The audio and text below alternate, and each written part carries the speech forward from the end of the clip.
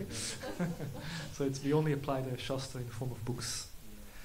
And then, of course, in Hinduism or the Vedic culture, there's many different forms of Shastra, because in any other religion, usually you have one scripture, like Christianity is the Bible, and Islam you have the Quran. But then when we speak of Hinduism, what is the book of the Hinduism? It becomes difficult because there is the Vedas, which is a large body of many scriptures. So there is the Shruti, that which is heard. These are the Vedas: Rig Veda, Ayurveda, Ajurveda, and Samaveda and Atharveda. There are also the Upanishads, which describe philosophical texts. Then there is the Smriti, that which is remembered, the Itihasas and the Puranas, like the Mahabharata, Ramayana, and also the Bhagavad Gita is also in this category. There is other Vedangas, Darshans, Tantras, Amagas. There are other kind of scriptures also, which are part of the Vedic body, we can say. And Srila Prabhupada, the founder of the Hare Krishna movement, he had a very liberal understanding when it comes to Shastra. He also said that Shastra means the transcendental literature, not ordinary writings. That is Shastra. Just like Bhagavad Gita is Shastra, Veda is Shastra, or Bible is also Shastra. So, scripture means given by God or his authorized representative. That is Shastra. And Prabhupada says in another place, everyone has got some scripture. The Hindus, they have got Vedic scripture. The Muslims, they have got Quran. The Christians, they have got Bible. Old Testament, New Testament. Similarly, there are many other religious groups, they have got their own scripture. Just like state law. State law, there are some rules and regulation in the law book, in the state book of a particular state.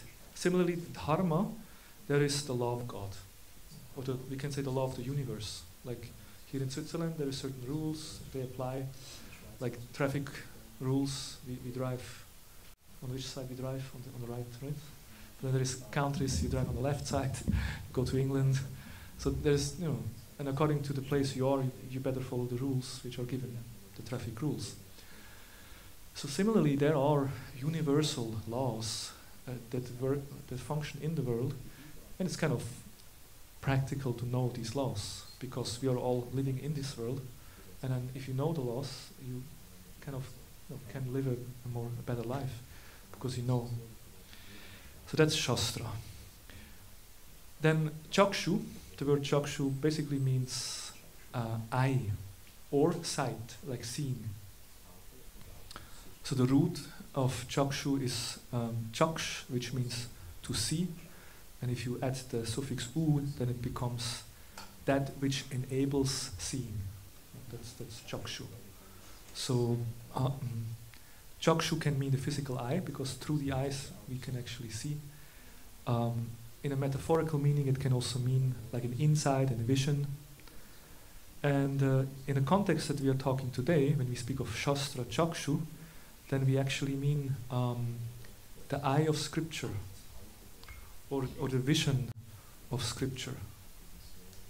Like, the idea is that when we open a book and the book opens us, or when we get knowledge from a sacred text, then the knowledge that we receive changes the way we see the world. It changes the way we think, it changes the way we perceive the world, and that also helps us to change ourselves and to change our lives. And in this way, sacred books can be can have a very transformative effect.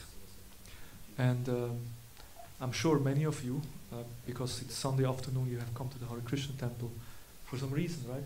And most probably all of you have at some point in your life read a book that really touched you, a book that you felt, wow, this insight is really giving me a lot.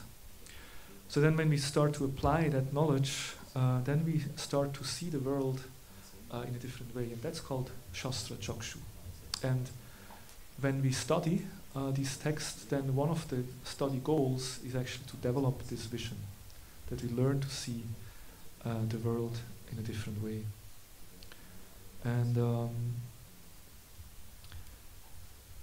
the importance of Shastra means obvious in a way. when we started this talk, we offered a prayer, Om Jnana Timirandasya Giranjana Shalakaya, which basically means I was born in the darkest ignorance, and my spiritual master opened my eyes with the torch of knowledge. I offer my respectful obeisances unto him. So the idea is that on our own, we are kind of in a darkness, but then when we receive knowledge, then this is like a light, which gives us some idea, some understanding. And in the Gita, Krishna has described knowledge in many different ways, as a jnana deepa, like a light. Knowledge is like a light. Then it also has been described as knowledge like a boat. That the transcendental knowledge is like a boat that brings us over the ocean of nescience. Knowledge has been described as a fire, jnana agni, a fire that burns down the reaction of our karma. When we study transcendental knowledge, the effect that it also has is that we can become free from karma. Right now there is the Kumbh Mela going on. Have you heard about the Kumbh Mela? Kumbh Mela is a gathering. Every 12 years it takes place in Prayag in India, and millions of people come there to take a bath in the Ganges, in the holy river. There is a special confluence of 3 rivers actually, Saraswati, Yamuna and Ganges, and it's a special holy place. And from an astrological calculation of the stars, there is always a certain time when it is especially auspicious. And the present situation is coming up only every 144 years. Every 144 years, this exact constellation of stars is there. And therefore, this year, they expect to have around 400 million people going there. 400 million. It's basically the greatest gathering of people in this world. You don't find any other gathering where so many people come to at the same place. Of course, it's over 6 weeks. It's not that 400 million will be the same day there, so people come and go. But you know, one event where 400 million people participate, this is amazing. Incredible India. No, that's only takes place in India, something like this. So it's and why do people go there? They take a bath in the holy river, and they believe that they are freed from their sins. By taking a bath, they get purified. The good news is you don't have to go to India to take a bath in the cold water. You can get relieved from the sins through transcendental knowledge also. Because transcendental knowledge is a jnana agni. It's like a fire that burns all the sinful activities, reactions from our heart. And of course, you just engaged in chanting the holy name. You know, one chanting of the name of Hari or Krishna can destroy more sins than a human being is able to commit. Just one name can destroy all the sins. So in that way, there is different ways to get purified in the heart. Taking a dip in a holy Ganges is certainly one way, but you know, accepting transcendental knowledge and chanting the holy name is another way. So even here in Zurich, we can sort of get some benefit from that knowledge. Now, the principle in when we speak of Shastra, Shastra is understood always. There's always sadhu, guru, and Shastra. There is sadhus are the saintly people that go the path of spiritual life. Then guru is a teacher, and Shastra is the scripture. And in our tradition, we always take guidance from these 3. Like, if I have to make an important decision in my life, I see what is the scripture saying, what is the saintly people saying, what is my teacher saying, and then based on this is like a check. Of course, we also listen to our hearts. We want to know what God is revealing from within, but sometimes it's difficult to understand who is talking inside. No? Certainly, God is there, Krishna is there in the heart, and the intuition is there to guide us, but sometimes also the mind is saying something or our desires come up. So in order to discriminate, we have 3 things. We have the other people, the other spiritual practitioner, those who sincerely practice. Then we have the teachers, and we have the scripture. They give us guidance, like that. And it says that there is two kinds of Bhagavat. There is Grantha Bhagavat, there is Bhakta Bhagavat. Bhagavat means book, and there is the Grantha Bhagavat. Sorry, Grantha means book, and Bhagavat means divine or God. So there is the book, which is divine, and there is the Bhakta. There is the person who is also divine. So that person who lives according to the book, he becomes a Bhakta Bhagavat. And the book should be understood by the person who lives according to the book. So that's the idea. Because if you just read the book on our own, of course we can do that. That's also part of our practice, Swadhyaya, that we study scriptures. But to really understand deeply this transcendental knowledge, it's good to hear from others and try to discuss and learn. Of course, that's why you also have this talk. You could have just singing Hare Krishna, then go for the feast and take some vegetarian feast. But in between we have this philosophical talk, because we understand this is also important that we hear about these topics. Now, I thought I'd like to give some examples of how this Shastra Chakshu can apply in our life. Because especially the Bhagavad Gita, which is a wonderful book, 700 shlokas, 700 Sanskrit text that describe a conversation between Krishna and Arjuna, his friend, and actually all the essence of Vedic teachings is contained in this small book. I mean, this is small because it's the pocket edition. There's a bigger version also. And there is a nice other book which is called Gita 3. This is by Keshav Swami, and some of you may have saw it outside in the shop. It's available, a little advertisement. This is basically like a commentary on this book. That's the original one that's spoken 5,000 years ago by Krishna. And that's a contemporary, you can say, tika or commentary, which helps us to understand the text better. And the subtitle here is Wisdom That Breathes. It's kind of wisdom that is alive. It's not just sometimes we have some, we go to a church or we go to some religious institution and we get some knowledge, some teaching. We feel like there's a lot of dust on the like kind of, it's not so relevant for me. But this wisdom which is found in the Bhagavad Gita is actually very relevant, and this book wants to highlight this. And Gita, why 3? Because the author takes the reader 3 times through the whole Gita. The Bhagavad Gita has 18 chapters, and books takes us 3 times through 18 chapters. First of all, it shows what teaches the world, what teaches the Gita. Then it shows what does the teacher help us to understand, like practically how we can do something. And the last time it shows how Gita destroys our doubts and misconceptions. I'll just give you some example. Let's start with the first one, which is part 1, which is called Think Different.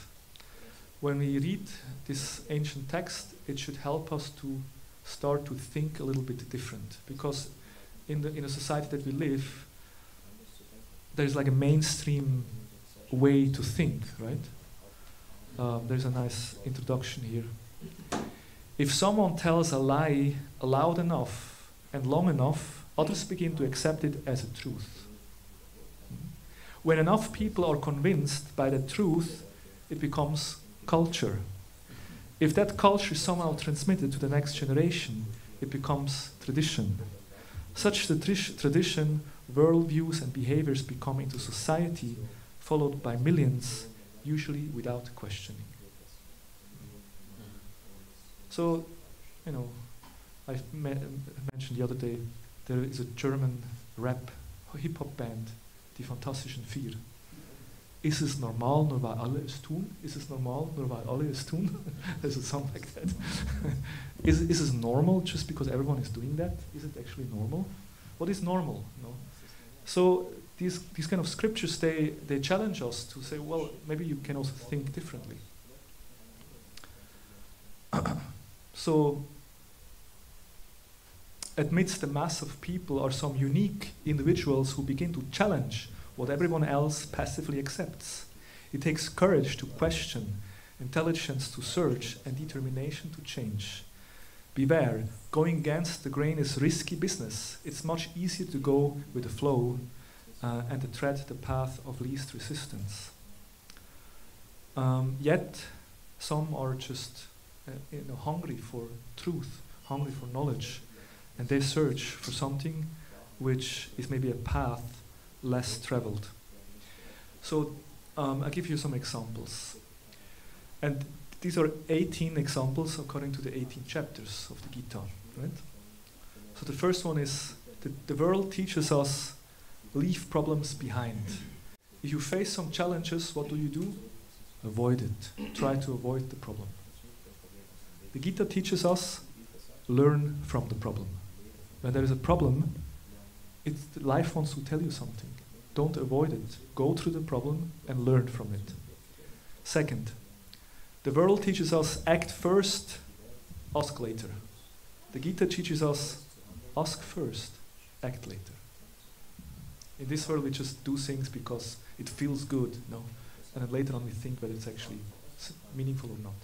But the Gita says, no, first you think, and only if an action is really good, then you do it. 3, the world teaches us, spiritualists don't own anything. Spiritualists, they are losers, they are poor people. Because they are focusing on spiritual, they're not focusing on material, they don't have anything. That is what the world teaches. The Gita teaches, the spiritualists aren't owned by anything. Like it's in a sense of, someone maybe has a lot of money, but then the question is, does he own the money or does the money owns him? No. That's the question. So the Gita teaches the spiritualists are those who are not owned. They're not bound by anything. They are free. Then 4, the world teaches know through study. You have to learn and study. Gita teaches know through sincerity. Because it's not just about intellectual knowledge that you acquire, but it's much more about sincerity of heart. Because then knowledge will be revealed from within. 5, the world teaches be the best. Be the best, be number 1. And the Gita teaches try your best. And that's a deep one, because we always try to be, I want to be the best, very ambitious to be successful in the world. But the Gita teaches you are not the only doer. It's, if you do something, you can endeavor, but the result is not only depending on you. There is other factors. Like in this world there is this, in the esoteric world there is this secret. Have you heard about the secret? Do you know the secret? You just have to desire something enough, and you have to really feel it, and it will manifest. That's the secret. It's amazing. And in some way it's true, because the power of thought, it's not a joke. We actually create the world we live in, we create through our thought. It's true. But there is also something like karma, because we not only have one life, we have many lives, and what we experience in this life is kind of limited by what we deserve. You can desire many things, but if it's not part of your package that you receive in this life, you will not be able to achieve it. There is destiny also, and there is a higher, there is daiva, there is a higher force, there is God also. God is the observer, and he is also the permission giver. We want something and God gives permission, we get it. If there is no permission, we don't get it. So that's why, okay, try to be the best. No, try your best. Just do from your side, do everything you can, and then you depend on the divine, how it will manifest in the world. So there is a different, there is a different mindset behind that. Then the world teaches number 6, train your body. Exercise, gym, and when the summer comes, and there you see the advertisement, make sure that your body is fit for the beach. And the society gives us clear, that's how you have to look, and then you have a strong body, good body. So the world teaches train your body, and the Gita teaches train your mind. It's kind of amazing. Like the human being we are a combination of this body, and then there, of course, we are actually the soul in the body, and then there is an intelligence, and there is the mind, there is the senses, and all that together makes us human. But in the material world, we just look at the body, and that's all. We look in the mirror, that's me. And when we train, then we just train the body, and we make muscles, and okay. But what about the mind? What about our intelligence? That also needs to be trained, because that's also like a muscle that we can train and become more strong. So that's chapter 6, the mind control. Then chapter 7, the world teaches see to believe. I only believe what I can see. That's usually what people say. But the Gita says, hear to see. Basically, we understand knowledge not through the eyes, but through the ears. Like, it's also said, like, if you go to a holy place, you can't really see a holy place, but through hearing you understand what is the meaning of the place.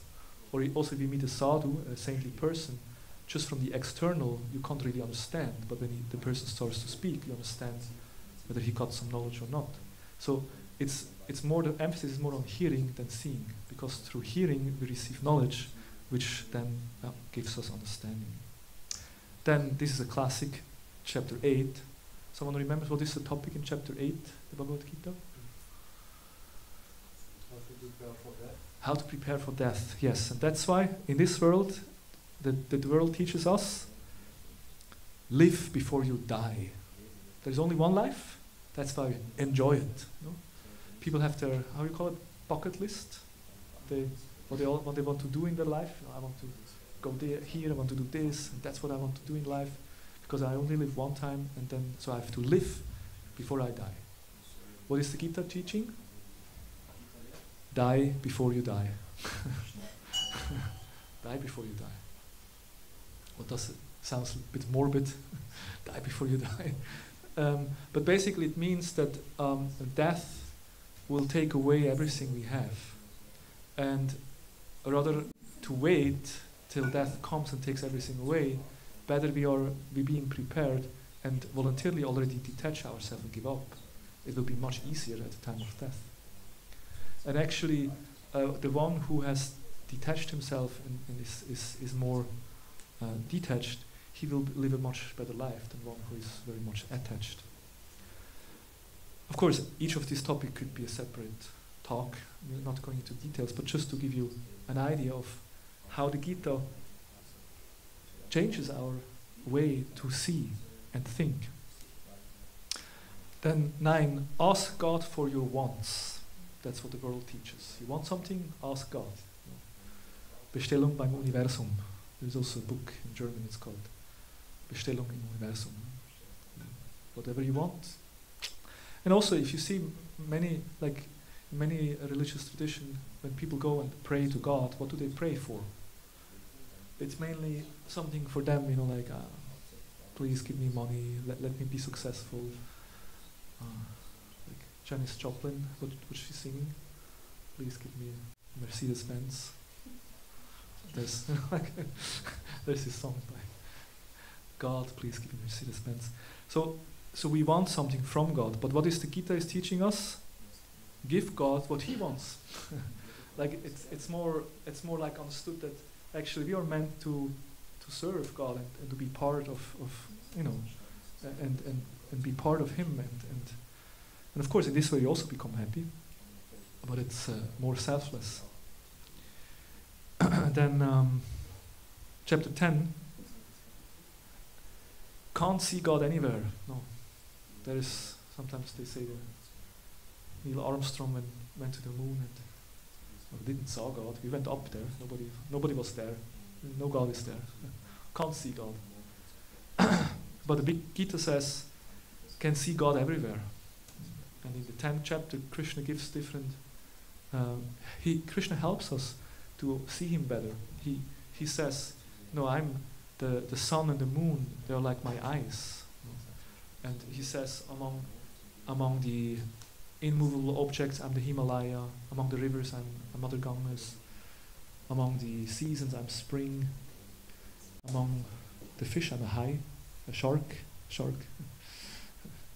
He gives different examples how whatever like strength or beauty or power in this world actually are just manifestation of divine. So in a way, this is kind of a meditation just to be more reminded. Krishna says, I'm the taste in water. You may say, water doesn't have much taste, but actually if you're really thirsty, what you like to drink, water is what you really like to drink if you're thirsty, because this is so refreshing. So Krishna says, I'm that taste in water. And in this way, we get ideas to remember him. Then 11 is interesting. The world teaches us, believe in yourself. And Krishna teaches us, or God, the Gita teaches us, believe in Krishna. And it's interesting, like in a modern world, we have these self-help books and these gurus and mentors. You can do it. Yes, you're great. And then we pump up our ego. Yes, I'm good. It's all about self-confidence.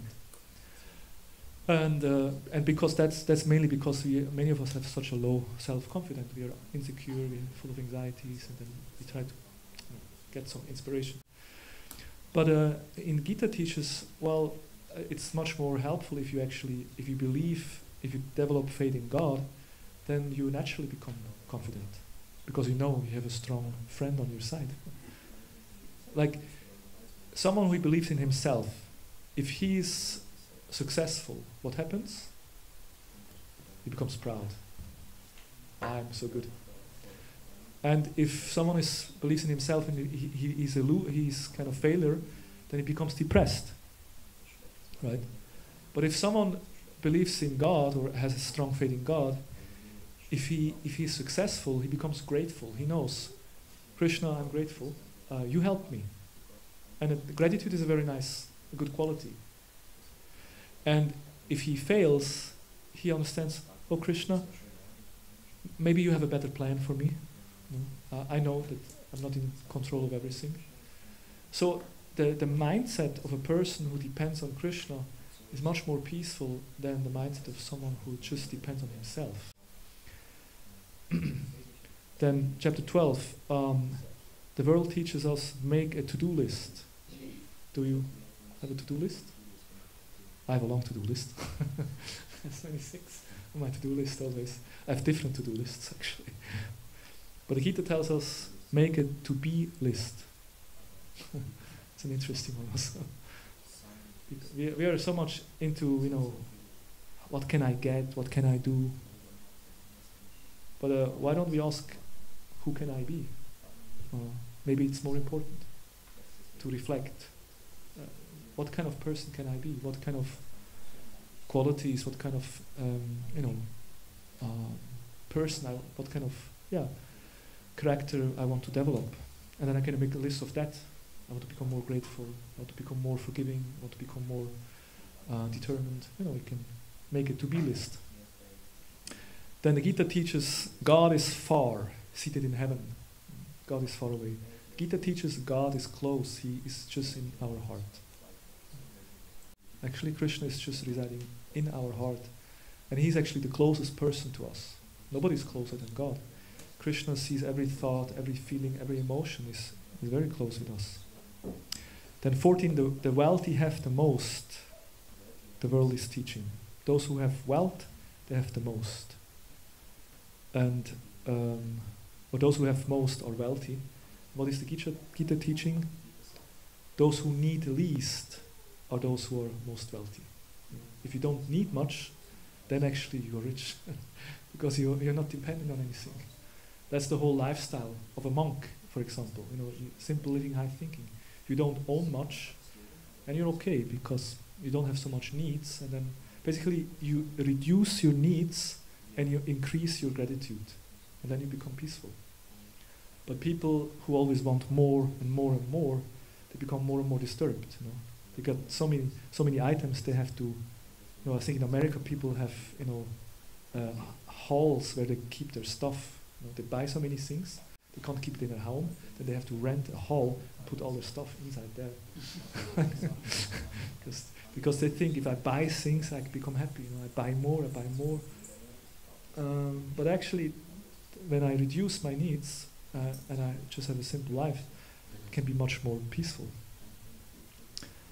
And the world teaches us pursue your dreams. And Gita says, discover reality. Like, yes, we may have dreams, and of course it's good, we should also go for our dreams. But then it's also good to understand in what kind of world I actually live, what is actually reality, who I am, what is actually goal of life. Then 16, it's all about I, me, and mine. And the Gita teaches us it's all about we, us, and ours.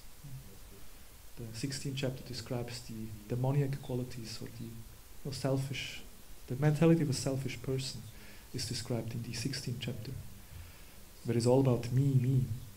Then 17, it's about faith. The world teaches faith opposes knowledge. If someone is a believer, he can have knowledge, because knowledge is scientific and belief is kind of religious. But the Gita tells us faith builds knowledge. Actually, to have faith is the foundation to actually get through knowledge. It's not that belief is something which contradicts through knowledge.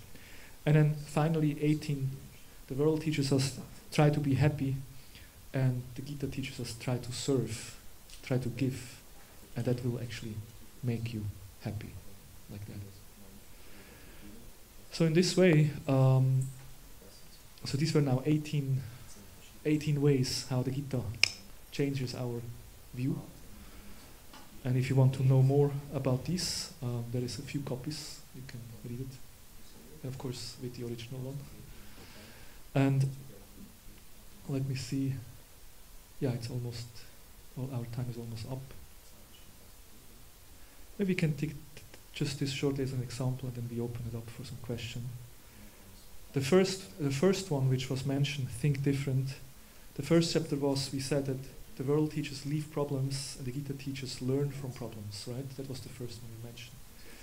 And when we know the book, the Gita starts with a conversation between Arjuna and Krishna, and Arjuna is on the battlefield, they're about to have a war, a fight, and Arjuna becomes confused about his duty, whether actually he should fight or not. And Arjuna feels there is a conflict, and actually he wants to leave. He wants to, drop his bow and arrow and just leave the battlefield. And which seems to be a noble thing, like non-violence. But actually Krishna tells him, you have a duty. You're a warrior, and you have to protect the dharma. You have to protect the weak. Therefore, you have to fight. And the whole point there is that when we are faced with difficulties, usually what we do, we try to make external adjustments. There is a problem, and then we try to fix things outside. We try to change the environment, to leave something, to run away. So when obstacles unexpectedly appear, we change our path or give up entirely. When situations demand sacrifice, we bow out and refer to the comfortable alternative. But could it be, however, that every difficulty we encounter is meant to evolve, edify, and elevate our consciousness? That's a question we can ask ourselves. Who of you faces some problem in life? Most probably everyone, right? Some problems we face, right? It's not. So next time you face some problem, you can ask yourself, is it maybe that life has presented a problem for me so that I can elevate my consciousness? Maybe I can learn something here. Could unwanted impediments be part of a master plan to usher us into a higher awareness of life? Perhaps challenges appear for our growth. There is a saying that ein ruhiges Meer macht keinen Matrosen. Like a silent sea doesn't make a good Matrose, how you say, a salesman? Sailor? Yeah. Like a peaceful ocean doesn't make a good sailor. Which is an interesting proverb, because if everything is always fine, what can you learn? But those sailors who go through huge storms and very great difficulties, then they know what to do in a difficult situation, and they learn and they grow, become more strong, and they become experienced. And at the end of the day, they are really, they have some life experience. So similarly, could it maybe be that the difficulties that we experience are there to help us to grow, to become better persons. And in difficulty, we often look up to God as victims and question, why is this happening to me? Well, that's usually what we do. Why me? Why is happening me? But maybe we could ask a different question. What can I learn from this? Krishna, please help me to understand how can I grow? So in the dialogue here also, Krishna encourages Arjuna to embrace this difficult task and ensures, this will be good for you. You have to go through this. And I'm sure maybe this is something you can take home as a homework. You can tell me next week how it was. But just some thoughts to reflect. Think of an uncomfortable situation or problem you're currently facing. Some problem you face just right now. Can you reflect why you may be experiencing this and what lessons you could learn from it? If you learn these lessons, how would your life improve? Could be interesting. The guy has some back pain and since years. And maybe one lesson I should learn is to take care of my health a bit more and do some exercises and move. So how would my life be changed if I actually learned that lesson?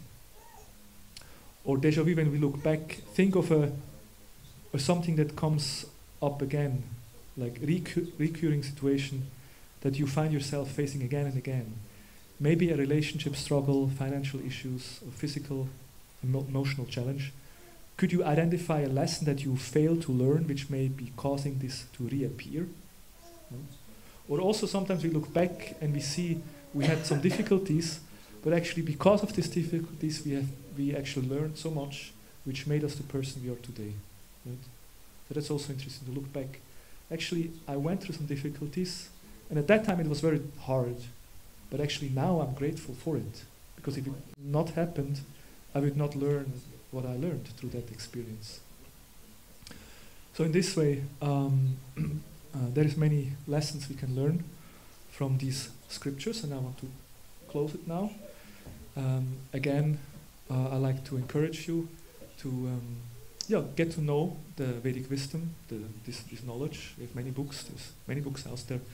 You can learn about Vedic wisdom, and then try to apply it in your life, and you will see how this really makes a difference.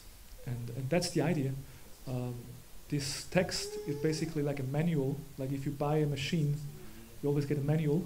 The manual explains you how to use it, right? So these books are actually meant to give you a manual for life, how to lead life, and kind of handy to know what to do and what not to do, and how to lead a life which makes you more happier. Thank you very much for your kind attention. Then we want to open it up and see if any one of you has some questions, comments, or any thoughts. Yes. I have a question. Yes. We go for another maybe 7 minutes, and then the vegetarian feast is waiting for all of us. Please correct me if I'm wrong, but I recently found out or read that Krishna says that true form of bhakti or devotion is when you stop living life for yourself but live for outside, like people around you or animals around you. But then at the same time, I think in chapter 14 or 15, which the main essence is like you have to detach yourself from this world. So how can you achieve that at the same time? Because it's kind of, or what I find is contradictory. Yeah, that's an excellent question, and that could serve as a topic for another talk. Which is interesting, because you're saying in one side Krishna encourages us to act in the world, like helping others, doing selfless service. On the other side, it says we should be detached and remove ourselves from the world. So that comes to basically the art of living, and Krishna explains how we can live in the world but not being from the world, in a sense. That's when the art of action comes. Krishna explains that there is 3 kinds of action. The word karma means, of course, it means the law of karma, the law of action, reaction, but it also means simply activity, doing some action. So there is karma, There is vikarma, there is akarma.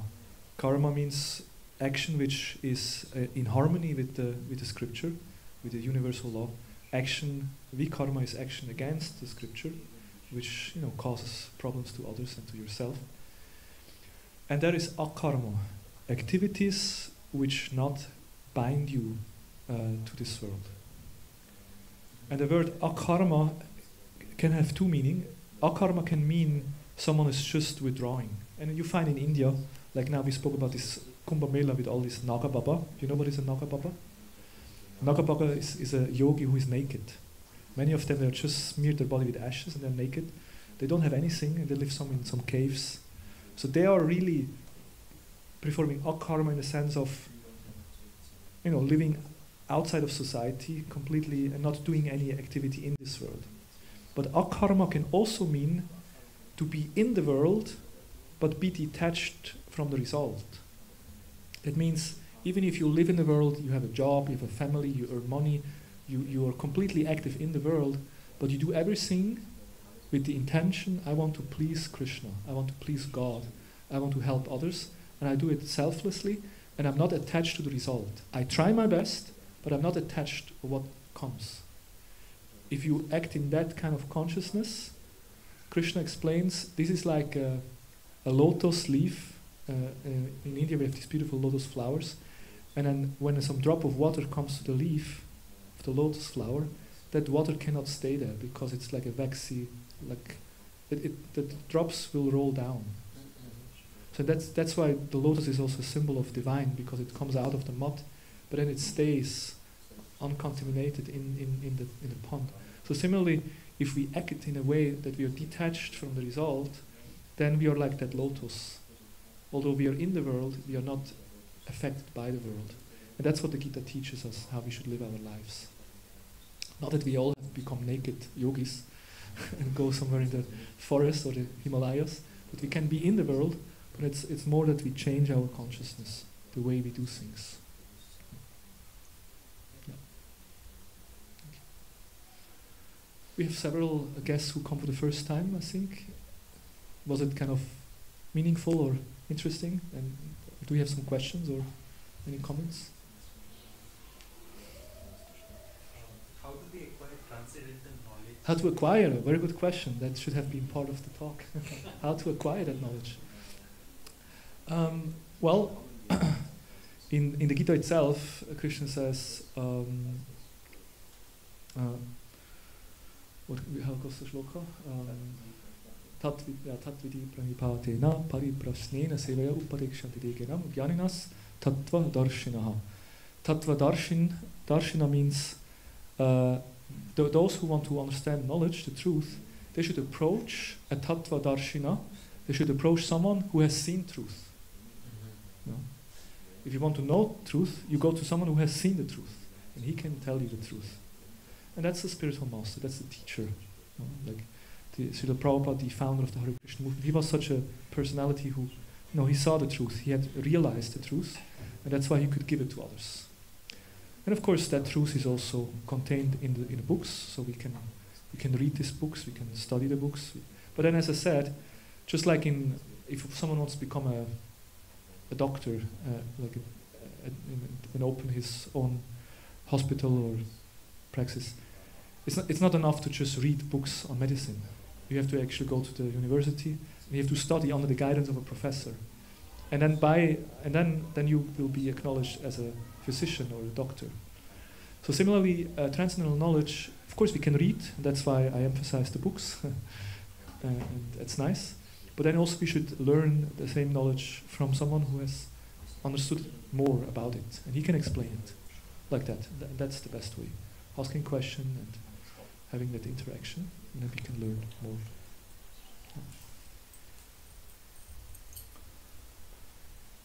All right, the mic went to the temple president. That's a sign that we should stop. So I thank you very much, and wish you a wonderful remaining afternoon, and please do visit us again. Don't forget, books are available outside if you want to go a little deeper. Thank you very much. Hare Krishna, Prabhupada ki Jai. Hare Krishna, I would like to thank Krishna Premarupa Prabhu. In our tradition, we know that one can only teach when he has actually the realization about something. And Krishna Premarupa Prabhu is really a wonderful example of someone who has a taste for reading books and sharing knowledge. He's giving many courses also. And if you like to hear more, you can always look out for our CVS. We have a College of Vedic Studies. There's regular courses offered, and Krishna Premarupa Prabhu is also teaching there.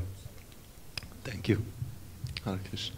So now you're going to please take part in the vegetarian feast outside. And for those of you who are new, you can just go out and follow the stream. They will bring you to the feast. And then at 6:15 we continue in this temple room. There will be a japa meditation. Japa means to recite mantras on prayer beads. And this is something you can do anywhere. And here somebody will show you, instruct you how to do that, 6:15. And 7 o'clock we have an arati. This is a traditional ceremony. We worship the deities and we will be chanting and dancing.